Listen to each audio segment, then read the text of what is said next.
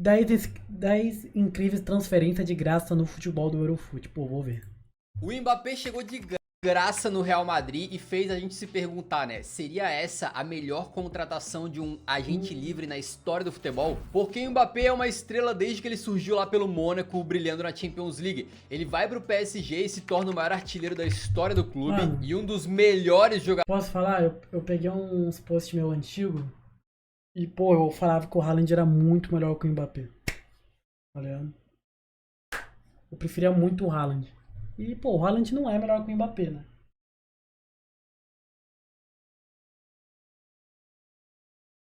Camargo, eu não tô aguentando essa vida onde querem prender o embaixador. Na moral, parece que morreu alguém da minha família. Eu não paro de chorar. Tomara que ele seja preso também, filha da puta. Fodeu o Corinthians. Fodeu o Corinthians com aquela vai de bet. Jogadores que o Paris já teve também, né? Também se consolidando como um dos principais atletas do mundo. Tanto pelos números absurdos dele no clube, mas também pelos feitos na seleção, né? Onde venceu uma Copa do Mundo em 2018 metendo gol na final. Onde depois destruiu em outra final de Copa em 2022. É inegável que quando o Mbappé saiu do PSG, tanto ele quanto o clube estavam num patamar acima do que quando ele chegou. Ainda que a saída dele tenha sido bem triste, né? Assim, no último jogo em casa foi vaiado e tudo, uma coisa lamentável. Mas se ele foi vaiado em Paris, na apresentação dele no Real Madrid, mais de 80 mil torcedores lotaram o Bernabéu para prestigiar essa contratação gigantesca ali, o novo camisa 9 da equipe, que inclusive já chegou brocando no seu primeiro jogo, a Supercopa da UEFA, e levantando um troféu. Se o vestiário do Real Madrid mantiver a harmonia e o Mbappé mantiver o seu físico bom durante a carreira, a gente pode imaginar coisas grandiosas para ele vestindo a camisa branca. Talvez no futuro a gente olhe e pense, pô, o Mbappé chegou de graça no Real Madrid, como é que pode? E vale lembrar que quando a gente fala... Pô, mas o PSG também foi burro, né, viado? O PSG também tem que se fuder, porque, porra, obviamente ele não ia querer renovar, tá ligado? E os caras não vendeu quando era pra vender. Fala de graça é que um clube não pagou uma taxa de transferência diretamente pro outro. Mas como a gente bem sabe, de graça não existe, né? Contratar um cara livre no mercado significa pagar uma bela grana pra ele especificamente e para o seu empresário. A ESPN, por exemplo, diz que o Mbappé vai receber no que é chamado de luvas, né? Cerca de 150 milhões de euros do Real Madrid. E cara, é um jogador geracional, jogando na equipe mais forte do planeta. Só tende a... PSG é pequeno? Ah, é pequeno, né? É pequeno, né? Não tem jeito. Dá coisas boas, né? Pra mim, o Mbappé é pique de estar saindo ou se aposentando por lá mesmo, né? Daqui uns, sei lá, 10 anos, como uma lenda indiscutível da história do Real. E por falar em lenda indiscutível na Espanha, chegou o momento de falar de Lionel Messi, que acabou fazendo uma trajetória meio que contrária à do Mbappé, né? A carreira do Messi estava praticamente toda formada e toda feita no Barcelona, tava tudo certo, inclusive pra de repente ele continuar lá a vida inteira, só que daí teve aquela crise financeira no Barça, né? Eles não iam conseguir inscrever o Messi e acabou que ele foi pro Paris Saint-Germain. Foi a única saída viável pra ele naquele momento e, pô, não dá... Ah, papo reto, tem o Messi, né? Dá pra dizer que os torcedores do Paris não se empolgaram, né? Ovacionado por milhares de torcedores quando foi apresentado aí, o Messi conseguiu vender só com o nome dele nas costas mais de 800 mil camisas do PSG no primeiro dia. Além disso, a sua simples contratação trouxe 8 novos... O Messi não considerou diminuir o salário dele? Eu acho que, mano, não tinha nem como. Assim... Eu acho, porra, não tinha como o Messi ficar mesmo, tá ligado? Um bagulho assim, não sei. Não sei direitinho. Algum torcedor do Barcelona pode explicar aí. Pô, porque, se eu não me engano, pô, se eu não me engano, eu acho que tinha um jeito dele ficar, porra. Eu acho que o presidente não queria mais, tá ligado? Não sei, viado. Eu não lembro bem. Patrocinadores pro Paris Saint-Germain. E nesse vídeo a gente tá falando de grandes contratações de graça na história. E o Messi... não vai ficar marcado assim, na verdade, Foi né? falta de a gente grana? tá falando aqui de como ele melhorou aí aspectos comerciais do clube, mas em termos de desempenho ficou abaixo. Mas é importante lembrar uma coisa, embora no Paris ele não tenha sido Messi do Barcelona, ainda assim ele saiu do PSG com uma média se aproximando de uma participação direta em gol por jogo. Isso para 99,9% dos jogadores é um sonho distante, mas pro Messi foi um desempenho abaixo. E por mais que ele tenha saído vaiado do PSG, né? Caralho, vaiaram o Messi, viado. Isso eu não lembrava não. E aí, Bárbara? Caralho, vaiaram o Messi, mano. Que porra é essa?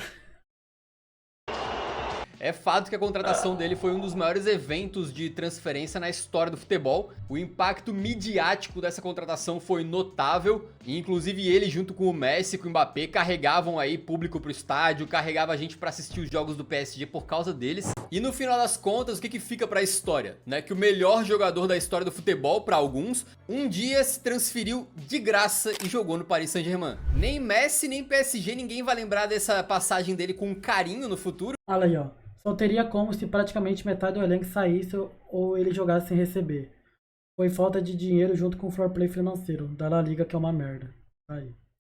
Mas tá na história, o Messi jogou no Paris. Deixa nos comentários, né? Valeu a pena no final das contas? Justifica tá num vídeo de grandes contratações de graça da história? Eu quero saber a sua opinião, até porque a próxima não tem discussão. A próxima eu não quero saber a tua opinião, porque é um fato concreto que foi muito bem sucedida. E quem falar o contrário tá simplesmente errado. O nosso querido Thiago Silva foi um monstro defensivo para o PSG por muitos anos, né? Inclusive sendo uma peça fundamental naquele Paris que foi para uma final de Champions em 2020. Apesar da idade um pouco mais avançada, o Thiago Silva sempre foi um dos caras mais consistentes e confiáveis daquela equipe, além de ser um bom zagueiro também na qualidade técnica, tendo uma das maiores taxas de acerto no passe entre defensores da Europa inteira. Só que mesmo jogando muito, pro PSG não estava suficiente porque ele estava um pouco mais velho. Segundo o próprio Thiago, por conta dos seus 34 anos de idade, Oi, o PSG fez merda também, né, mano? o PSG sequer ofereceu ali uma renovação pra ele, né? E assim ele foi de graça para o Chelsea com um contrato inicial de 1 ano. Pois é, ele acabou ficando por 4. Caralho, ele ficou 4 anos no Chelsea, não imaginei que ele tinha ficado tanto tempo assim.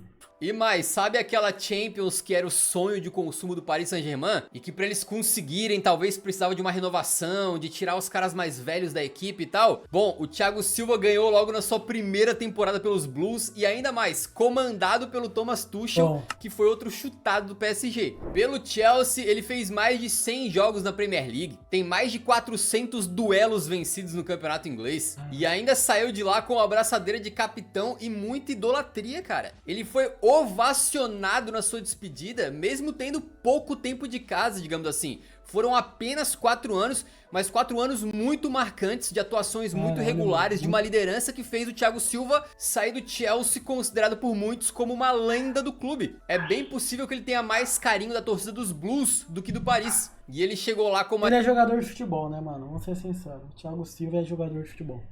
Gente livre, nada mal, né? Outra coisa que é livre é deixar like no vídeo, ajuda demais, beleza? A gente volta agora 4 décadas no tempo pra falar de outro cara que saiu chutado do seu clube. Só que nesse caso ele foi pra um rival e ainda calou os críticos, tá? Em 1983, o Johan Cruyff fechava sua passagem no Barcelona pra retornar ao Ajax, o seu clube de moleque, onde já tinha ganhado uma porrada de coisas e já era ídolo. Pra melhorar, ele chega lá e foi peça importante pra garantir 2 títulos holandeses pro Ajax, incluindo uma dobradinha nacional no segundo ano. Só que mesmo assim, por ter 36 anos na cara já, a diretoria do Ajax acabou não querendo renovar o contrato com ele. Só que aí, meu amigo, você dispensar uma lenda, um cara gênio como ele era. Pra quem a idade é só um número, às vezes não é uma boa decisão, né? E eis que o Cruyff, movido um pouco então pelo ódio, pelo aquele desejo de vingança, assinou contrato com o grande rival, o Feyenoord. Ele tinha tanta identificação com o Ajax que os torcedores do time de Roterdã no começo rejeitaram, tá? Eles não queriam saber do Cruyff por lá, não. Mas isso passou rapidamente, porque conduzido em grande parte pelo Cruyff e também pelo jovenzinho Ruud Gullit,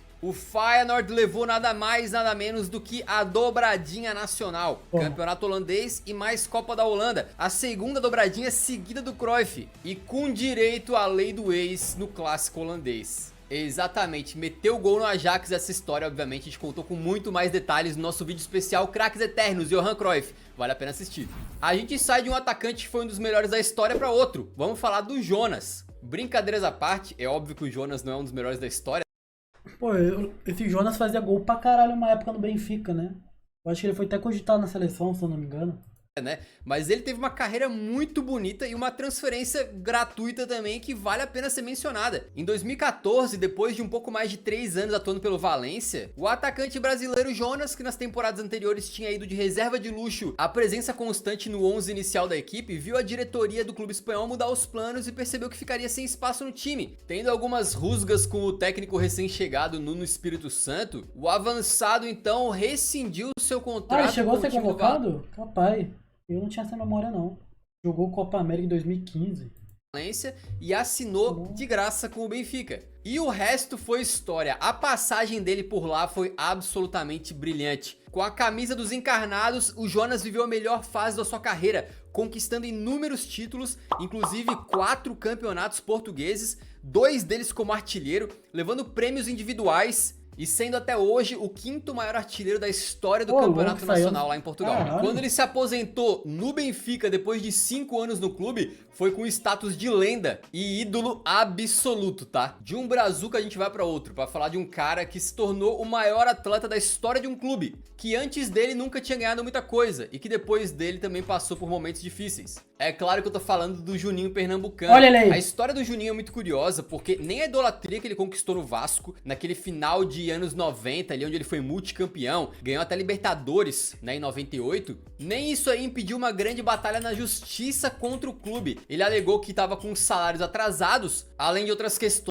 Caralho, meteu o Vasco no pau, viado. Não lembrava disso aí, não. E aí ele enfrentou ali em 2001 um grande processo judicial contra o Vasco. Isso eu não ia lembrar também, não. Não era nem nascido. Até que finalmente obteve na justiça a sua liberação contratual para assinar com outro clube. E o clube felizardo foi justamente o Lyon. O Juninho chega num Lyon que, a nível nacional, tinha um status bastante reduzido. Não era um clube tão relevante e jamais tinha vencido o campeonato francês na história. De 2002 a 2008, ele liderou aquele time, né, de forma consecutiva, não para 1 ou 2 títulos, mas 7 taças seguidas do campeonato francês. Juninho Pernambucano é considerado por muitos o maior nome da história. Depois que saiu, o Lyon não ganhou mais porra nenhuma, né? Do Lyon, que como maestro com a bola rolando, especialmente na bola parada, chegou de graça no clube que tinha um patamar e saiu deixando em outro. Existe literalmente no Lyon um AJ e um DJ, né? Antes e depois de Juninho. Companheiro do Juninho na seleção foi outro cara que também viu fatores extra-campo aí pesarem na sua mudança de clube, que foi o Cafu. Na Roma desde 1997, e olha só, sendo importante naquele time que até hoje foi o último que conquistou o Scudetto pros romanistas. Nem mesmo as boas atuações do capitão do Penta pelos Giallorossi foram suficientes para convencer o clube a seguir com ele no planejamento. Caralho, com meteram 32 um anos, Cafu, o Cafu mano. foi dito que o projeto mudaria um pouco e que a Roma começaria a focar em caras mais jovens e que, portanto, ele perderia espaço. Era considerado que ele estava indo pro fim de carreira, tanto é que ele fecha, a princípio, uma transferência pro Yokohama Marinos do Japão, com diversos portais já cravando que a transferência estava certa e um pré-contrato eventualmente vindo à tona. Só que na verdade um clube que se interessou também pelo Cafu estava muito mais pertinho de Roma. Foi o Milan de Carlo Ancelotti. Em 2003 ele foi pra lá, encontrou outros nomes de peso, se unindo àquele elenco extremamente estrelado pro que seria no início 2 anos de contrato. Só que o Cafu acabou ficando por 5 e nesse período ele foi campeão da Série A italiana pelo Milan e conquistou o que faltava pra coroar a sua carreira mais do que bem sucedida, um título da Liga dos Ele Campeões. é campeão da Libertadores também, não é? O Cafu?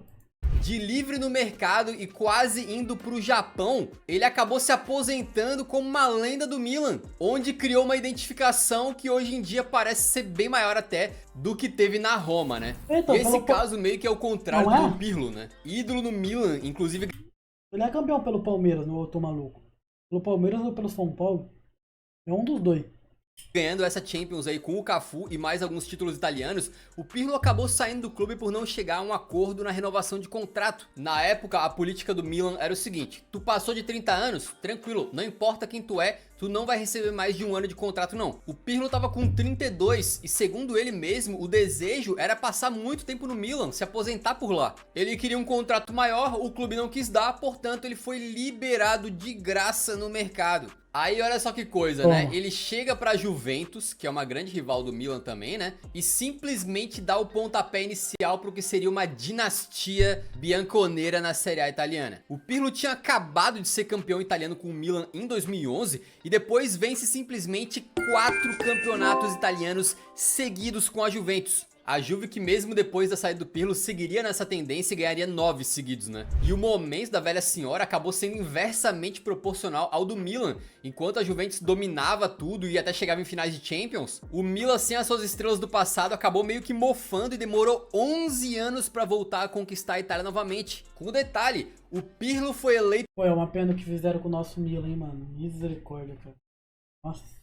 O melhor jogador do campeonato italiano em 2012, em 2013 e em 2014. Nada mal para um cara veterano que acabou saindo meio que chutado de um rival. Não dá pra dizer que ele foi o único motivo para a dinastia da Juventus, é óbvio, mas certamente ele teve um papel fundamental e tudo que ele queria no Milan era um contratinho maior. E falando daquela Juventus, o Pirlo dividiu cancha muitas vezes com o Pogba. E o Pogba foi uma das melhores oportunidades de mercado da história, talvez. Lá em 2012, depois de fazer parte das categorias de base do Manchester United, o Pogba acabou saindo do clube sem custo por não ser visto como uma peça fundamental ali pelo Sir Alex Ferguson, que chegou a se declarar desapontado com a atitude do atleta. Porém, ele chegou na Juve e muito rapidamente acabou conseguindo se firmar, né? Ele fazia parte de uma meiuca que tinha Pirlo, Vidal e Marquisio e foi peça importante na primeira metade da dinastia bianconera no campeonato italiano. O Pogba jogou um absurdo naqueles anos, mas o que coloca ele nesse vídeo não é nem só o desempenho dentro de campo, que foi muito bom, mas também o fato de que ele foi contratado como agente livre, vindo do Manchester United, e depois de render um futebol de elite, a Juventus vai e consegue vender ele de volta pro United por 105 milhões de euros. Ele não joga porra nenhuma no United, é inacreditável. Xandão NMT, obrigado pô, pelo joga sub. porra nenhuma, eu forcei, mas pô, não consegue Tomara manter o que alto você nível. esteja com o O valor na época transformou o Pogba no jogador mais caro da história. Caralho. Se isso não é uma das melhores transferências gratuitas da história, não sei o que é, cara. Não satisfeita, a Juventus foi e contratou o Pogba de graça novamente em 2022. Não, aí ele já é loucura. Mas essa segunda passagem entre as lesões e essa questão do banimento por doping aí, obviamente foi horrenda, né? Deu absolutamente tudo errado. E a gente curiosamente fecha aqui com um triângulo de jogadores livres, né? Se o Cafu foi da Roma pro Milan e o Pirlo foi do Milan pra Juventus, agora o Dybala foi da Juventus pra Roma. O Dybala bem fisicamente, com consistência e regularidade, a gente sabe que é um jogador acima da média, é muito craquinho. E ele mostrou isso em algumas boas temporadas que teve pela velha senhora. Porém, o desempenho dele ao longo do tempo foi caindo um pouco, às vezes por causa de lesões que interrompiam. Eu já acho o Dybala bem superestimado, hein, mano.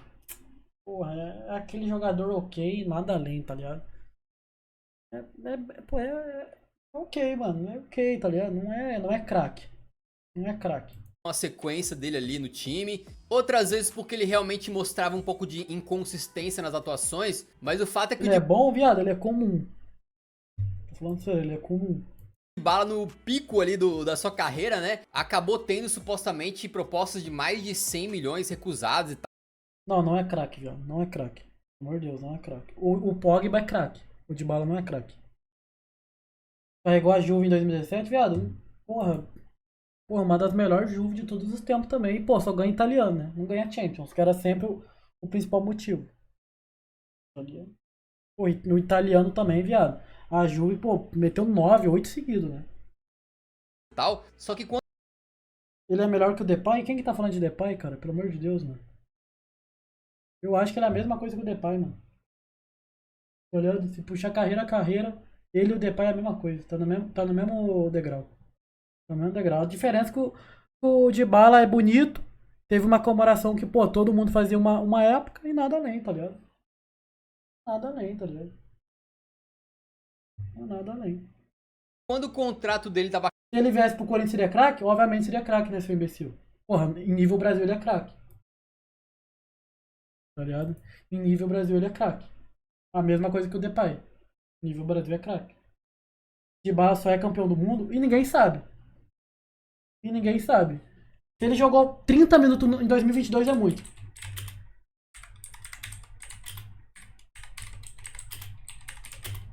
Se ele jogou 30 minutos é muito. 17 minutos. Tá aí. Participou de 2 jogos. Se ele joga ou não joga, a Argentina seria campeão do mesmo jeito. Tá ligado? Se ele joga ou não joga, não ia mudar em porra nenhuma. Não ia jogar em porra nenhuma, tá ligado? Os argentinos, porra, foda-se, ninguém se importa. Tá ligado? O cara realmente trouxe um argumento que o Depay é campeão do mundo. Mas ele bateu o pênalti, porra, beleza. Beleza, dito isso, com ele ou sem ele, a Argentina seria campeão. Igual o Almada, não, é exatamente isso, viado. Ninguém sabe, tá ligado? Ninguém sabe que esse cara é campeão do mundo. Os caras só lembram disso pra usar um argumento em alguma discussão, tá ligado? Acabando com a Juventus, a Juve aparentemente não podia oferecer um salário muito lucrativo, muito grande pra ele, e também pensou que poderia ser um desrespeito oferecer alguma coisa muito baixa. Se o Dybala for craque, então no fim das contas ele foi de graça pra Roma. A Loba, comandada por José Mourinho, resolveu adotar o garoto e assegurou a contratação do argentino porque podia ser uma última chance ali dele resgatar a carreira, né? E cara, dá pra dizer que vem funcionando bastante bem, beleza? Não óbvio que a gente não tô tirando ele pra merda, eu falo que eu falei, ele é bom, mas não é craque. Simples, tá ligado? Ele é bom e é isso, tá ligado? Não vai esperar aqui. Ele é bom, em nenhum momento eu tirei ele pra merda, tá ligado? Porra, tem gente que tá indo na loucura por eu tô falando que o Dybala é só bom, tá ligado?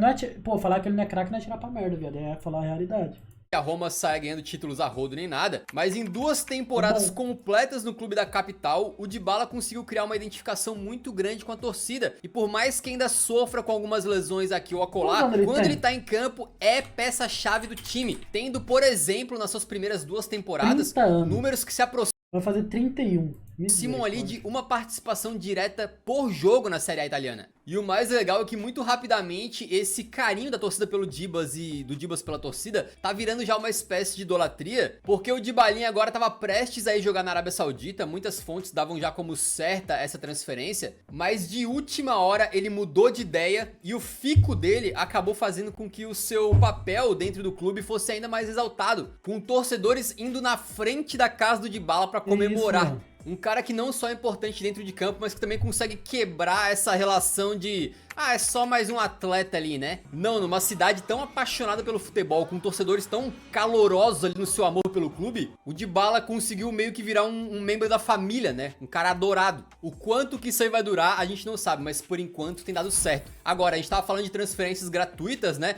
Se a gente for pro oposto, tem esse vídeo aqui, onde a gente mostra a evolução do recorde de transferência mais cara da história ao